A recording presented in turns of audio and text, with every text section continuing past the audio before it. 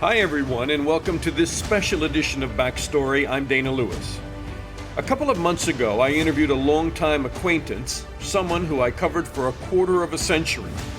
Me as a reporter, he as chief Palestinian negotiator. His name, Saeb Erekat. Saeb was passionate about Palestinian peace and a separate homeland, living side by side with Israel in peace. He didn't see the Israeli-Palestinian conflict in religious terms. He thought it solvable at the negotiating table, not imposed peace like the ridiculous land annexation proposal by Jared Kushner and President Trump. But he saw a real deal as something achievable, even if Israeli Prime Minister Netanyahu only believes in power through conflict, said Saeb. Saeb Erekat passed away this week from Covid19. This interview was one of his last interviews, and I think it's worth your time. Joining me now from Jericho, which is, if you didn't know, is in the Jordan Valley, is Saeb Erekat, the Secretary General of the PLO Executive. For decades now, he is one of the recognizable voices of the Palestinian struggle for a homeland for decades. Saeb, you must be tired of all this. I can't be tired. I can't be tired. It's about life or death. 3 days ago, I buried my nephew, 26-year-old, who was shot and killed by the Israelis in cold blood.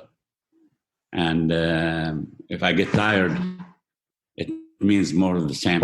It means that this cycle of violence and killing will continue. And the only way to stop this is to end this tragic situation is through peace and through the two-state solution. So how can someone get tired of trying to save the lives of his children and his grandchildren? I saw the video of your nephew as the car ran into the Israeli checkpoint. And first of all, let me say, I'm very sorry for your loss. I mean, he was a young man. Was he 28? He was 26, and he was going to Beit Lahem to bring his sister from the coiffeur, the salon, in her wedding day, 23rd of June, between 7 and 10 p.m. And if you notice the video, the car strayed. It was going 5 kilometers an hour. And then Ahmed tried to leave the car, if you see the video. And he left the car, raised his hands, tried to speak to them, but they did not give him a chance. They shot him 5 times and killed him in cold blood. And no one of them was threatened at that time. And I'm sure that Ahmed, something went wrong with the car, the rented car. And would someone go and commit a suicide on the day of his daughter's sister's wedding? Would someone promising as Ahmed, who has a renting company and so on? It's just they kill with impunity. And then, if as a Palestinian today, I cannot make a mistake. If I pass a soldier, I cannot put my hand in my pocket because he may shoot me, suspecting that I'm bringing something. I cannot fall. I cannot make any mistake. I cannot do anything. It's just trigger-happy killers in the roadblocks. Well, I guess the Israelis would say that that to them seemed like an attack on their post. But regardless, I mean, this shows the way the two sides view each other. I mean, what one side views each other as one as a potential suicide bomber every time they come in contact with a Palestinian, and Palestinians view Israeli soldiers as somebody that will turn a gun on them and pull the trigger. Well, look, last week they killed and murdered Iyad Halak, a 33-year-old autistic person in Jerusalem, East Jerusalem. And then they said the same thing they said about Ahmed, that he's threatened their soldier and so on and so on and so on. So once the story came out, and this is why I'm asking today for an international investigation. Because even if the car strayed and hit, whatever, I don't know what happened in the car. He left the car. He's unarmed. He's harmless. He's not threatening anyone. You shoot him 5 times? Why can't you stop him? Why can't you arrest him? Why can't you shoot him in the foot? People must use their common sense to understand that. Again, let me say, I'm sorry, that touches you personally. They act with impunity. It's not, of course it's personal. He's my nephew. His second nephew I lose in 3 years. Okay, let's turn the clock. Let's talk about the peace process. Because when I met you in the 90s, people don't realize now. I mean, there's already another generation or two. You know, suddenly, look, every day we used to go out and cover Israelis firing rubber bullets at Palestinians, Palestinian kids coming out of school, throwing stones and getting shot, and some would die and some were mortally injured. And suddenly you were the chief negotiator on a peace process called the Oslo Peace Accords. And Israeli troops pulled out of, and this may seem like a distant memory, but I mean, Israeli troops left Gaza to a large degree. They left Jericho, Hebron, Nablus, Bethlehem. And suddenly Palestinian kids, I remember, came out of school and they played games instead of throwing stones and in confrontations with Israeli soldiers. It was an extremely promising time. Doesn't it disappoint you? All these years later, we are still so far away from actually realizing a real peace process where the two sides are divorced. I agree with you. I don't think we have been in a much worse situation than we are now as Palestinians and Israelis, and I'm afraid that's going to get worse due to the fact that the agreements reached with the Israelis in the 90s were not implemented. Settlement activities continued.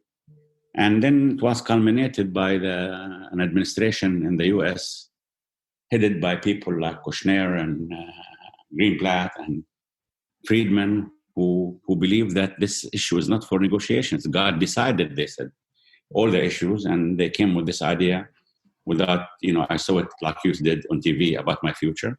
And they wanted to impose and dictate on me, the Jerusalem is Israel's capital, no refugees, no borders, no self-determination, no state, nothing. And that's the tragedy. The tragedy at the end of the day is going to end when Palestinians and Israelis sit on the table in accordance with the terms of reference agreed between the two sides. What do you call Jared Kushner's, Netanyahu, Trump's so-called deal that you didn't participate in? How would you characterize it? I read every word of it, and I met these people, Kushner and his team and President Trump 37 times in 2017. They never shared anything with me. I shared everything with them. And they're a group of ideologues who believe that Palestinians are not people with national rights. They should be subjugated to Israel. They should be living in enclaves. And Israel should control their airspace, their territorial water, their international passages, their roads, their futures, their land, their natural resources. And they don't realize that we are 99% literacy rate as Palestinians. 2020. We have the highest PhD, master's, bachelor's holders as per capita. And yet they're trying to impose on us now. It's not a plan of peace. It's a plan of apartheid, of what I call one state, two systems. It's a plan that is attempting not to learn the lessons of history. When you come to annexations. So what happened when Algeria annexed France for 130 years? What happened when Iraq annexed Kuwait in 1991? Annexation has been with those politically blind leaders who thought that power can get them the results they want. And what did they offer you in return? What did they offer you in return? Some kind of financial prosperity and a buyout? No, they want me to join the Zionist movement in return. They put 10 conditions on me that I have to accept that from the River Jordan to the Mediterranean, it's the Jewish historic land. They want to deny the fact that, I'm speaking to you from Jericho, I'm 11,000 years old. I was here 5,600 years before Yeshua ben Nun brought these Egyptians and came and built my town, Jericho. I have my own narrative. I'm not asking them to believe in my narrative or to adopt my narrative or my story or my history or my religion, but they should respect me. Now with the fact that it's written in this agreement by Kushner, that from the River Jordan to the Mediterranean, it's the Jewish historic land. I'm an alien in my land. I'm an alien in my house. And then they say they have the overriding security responsibility. And they say I have nothing to do with Jerusalem. It's their capital. I have nothing to do with refugees. That nothing is going to be in my hand. That's what they say.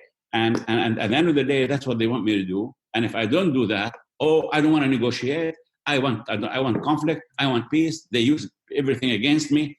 And the heartless, I don't know, when you have people around the world saying that we share the same values. What values? What values do you share? When someone like Pompeo say, I work with Jesus to recognize settlements. Jesus, this is not who Jesus is. This is not who Jesus is. Jesus is for life. Jesus cares for the lives of Palestinians, Israelis, Africans, Latins. Jesus is peace. All right. So he's the Prince of Peace. He's not the Prince of God. They are going to announce not a peace deal, not a negotiated anything, an imposed annexation, which would carve out, as you understand it, Palestinian villages, which would remain as Palestinian enclaves. Israel would apply some sovereignty over them. You won't get to vote in Israel, obviously, because you're not going to become part of Israel. It sounds like Swiss cheese, where you do not get this continuous piece of land, which would be a Palestinian state, because that's what you wanted. It's true. That's what the map they offered. That's what they showed. That's what they want. They said, even Netanyahu made an interview in Israel Hayom in Israeli newspapers last month, and he said, look, Palestinians must understand that they will live in enclaves. Okay? He said that. And so an enclave, so let's define an enclave. Sorry, Saeb, to interrupt you. An enclave is Bantustan, trying to get you the map that they offered in their plan. I'm visually losing you because you're moving your computer, but... I mean, essentially... Go ahead. Are you seeing me now? Yes. Okay, I'm trying to find a map. But essentially, you have the West Bank territory, and an enclave would just be kind of a little island surrounded by Israeli roads, Israeli patrolled roads, Israeli soldiers, much like you are now. No, I'm better now. I'm much better now. That's the irony, with the Oslo Accords. We have 3 contractual agreements that specified 6 issues that will be negotiated between the 2 sides: Jerusalem border settlement, refugees, water security. And no side should take any steps that may preempt or prejudge these issues. Yeah. And we recognized each other, and we said the implementation of resolutions 242 and 338 is the objective of the peace process. That's the truth. And then we said, upon the inauguration of the council 18 months, all West Bank and Gaza Strip territory will become under my jurisdiction, except for issues to be negotiated permanent status. What they're doing now is saying, forget about UN, forget about international law. There is a new game in town. You were defeated. You must come to your knees and accept Israel won, and you will live here as we want you to live. We will decide your way of eating, drinking, studying, education, roads. You have no right to self-determination. You're not a people. That's what they're telling me, all right?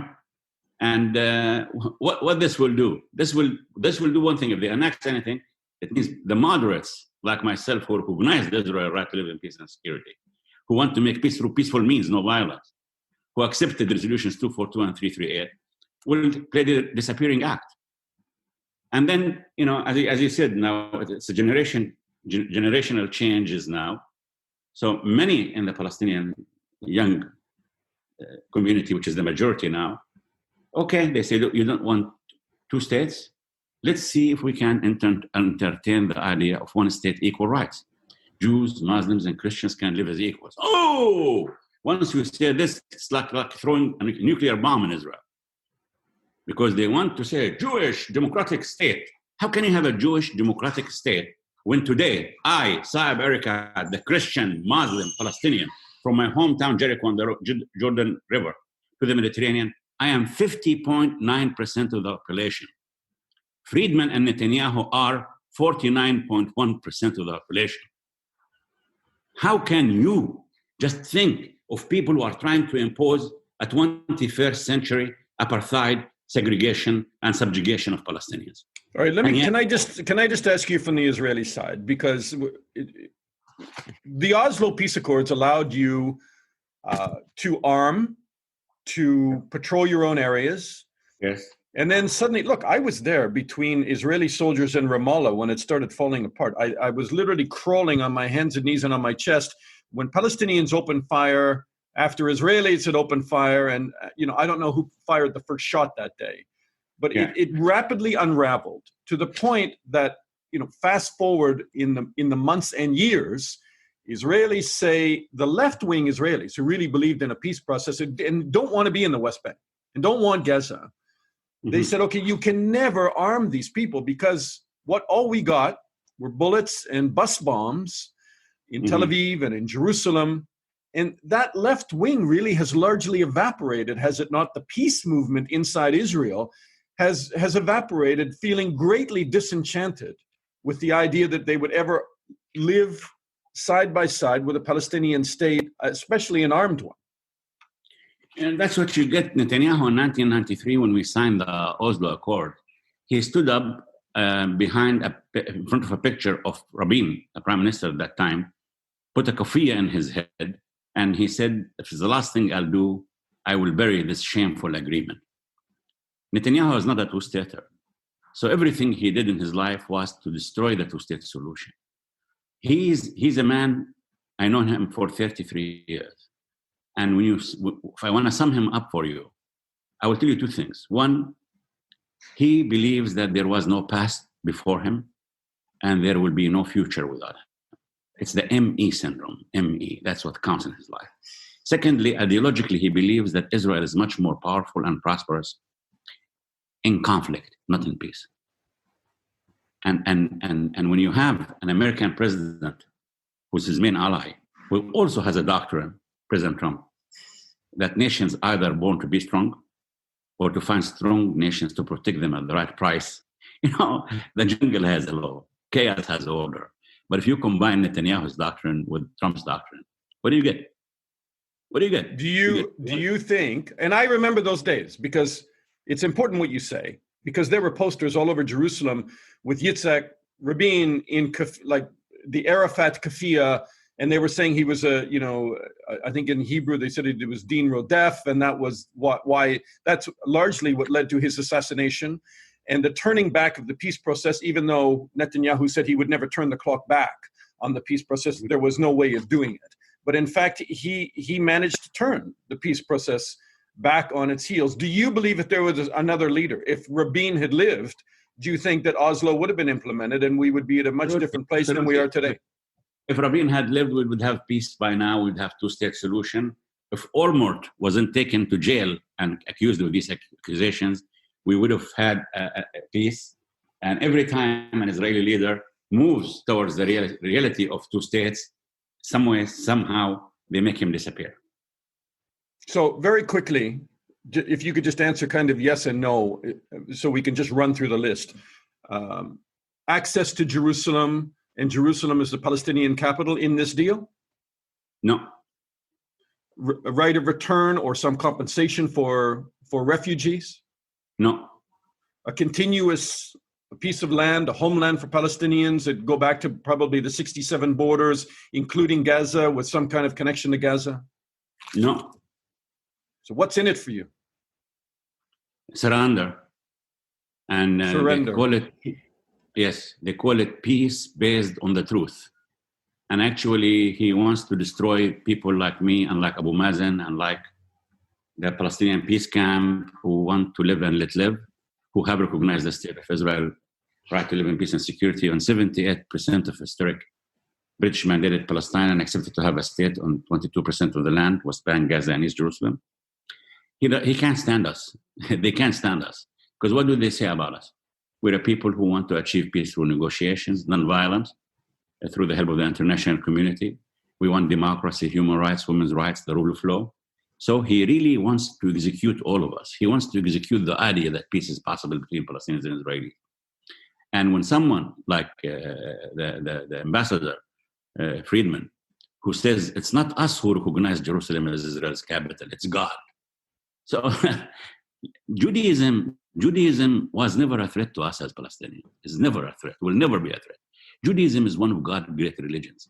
So in the 21st century, when a group of people come to you and tell you that this is a religious conflict, What do you think they're doing? Don't you think that in my side I have some people who refuse to shake my hand because I recognize Israel?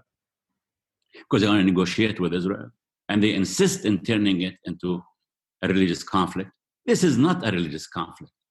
Religion is Judaism, Christianity, and Islam are for peace, saving lives. Our conflict is territorial differences, narratives, national, and can be solved through negotiations. But this group of people, Israel, since 2017, they don't have national negotiators anymore. In the past, I used to call my colleagues, my counterparts. They say you don't negotiate. They blame the Palestinians for not wanting to negotiate, for not accepting many deals that were put before them. That's that broken record they use. But ask in Israel, tell them who is your chief negotiator, who is the Israeli chief negotiator, who's Saeb Erekat's counterpart since 2017. They have none. Their chief negotiator is Friedman and Kushner. And in each meeting I had with Kushner, I urged him that he set me up with the Israelis, because I have no problem with the US. My problem with the Israelis, I need to negotiate with the Israelis. And he refused. And then he just copied and pasted the most extremist positions of the settlers' councils and introduced it in the so-called plan of peace and prosperity. This group of people, this so-called American peace team, has put Palestinians and Israelis at least 50 to 60 years back. Last question. It's always a tinderbox. Won't this cause another intifada or an uprising or more violence? It's not going to bring peace, is it? It's not going to bring peace. It's going to bring more suffering for Palestinians and Israelis. They know, Palestinians will not accept to be subjugated, to live as slaves. Look, I was 12 years old. I was born in this house in Jericho. I was 12 years old when the occupation came to my hometown, Jericho. I'm 65 with 8 grandchildren now. Let's say they annex the Jordan Valley, as they say, 94%, and I'll be in enclave. What will change? Will I change my name? Will my grandchildren change their names? What will they do if they don't have hope in their minds, if they don't have the possibility of living in dignity and peace and freedom? All what I'm doing now is trying to keep the hope alive in the minds of Palestinians. All I'm telling Palestinians, don't despair. You're not alone. We can do it. But all what Kushner and Netanyahu and Trump are doing are telling Palestinians every day, no, don't listen to him. You will never be free. You will never have a state. You will never be independent. You'll never live in dignity. You will have to live as a subject to the Israelis in apartheid system. Yes, we're different. That's what they're telling them. And do you think Palestinians will stand on lines to accept that?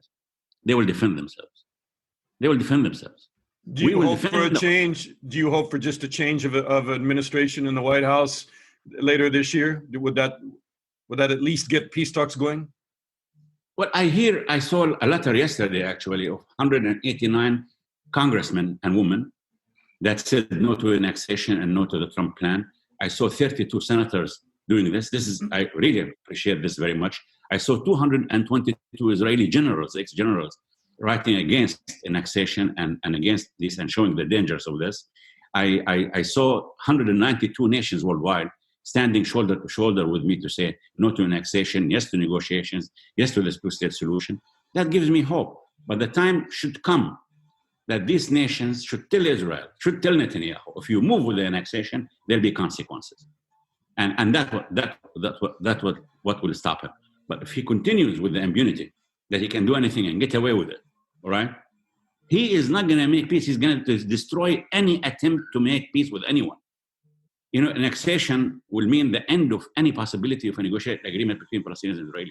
Annexation would pose the best threat on Jordan's national security and internal security. The same thing to Egypt, same thing to the Arab world. Annexation would mean strengthening all elements in the Arab Muslim world who are extremists, who also want the conflict to be a religious one. That's a very dangerous game to play. You cannot kill ideas with bullets. You cannot prevent ideas to travel with or without visas. If you want to defeat extremism in this region, and we should defeat extremism in this region, we should defeat ISIS in this region, we should defeat all those who try to use God for their political purposes and so on. And this can be done through two things. One is peace between Palestinians and Israelis. And my opinion, it's live and let live. It's a state of Palestine with East Jerusalem, its capital, to live side by side in peace and security with the state of Israel on the 67 borders. And secondly, democracy in the Arab world. And anyone who says Arabs are not ready for democracy is a racist. Saeb Erekat, thank you so much. Thank you, sir. And that's our backstory. Rest in peace, Saeb Erekat, and may your dreams for peace between Israelis and Palestinians come to fruition. I'm Dana Lewis, and I'll talk to you again soon.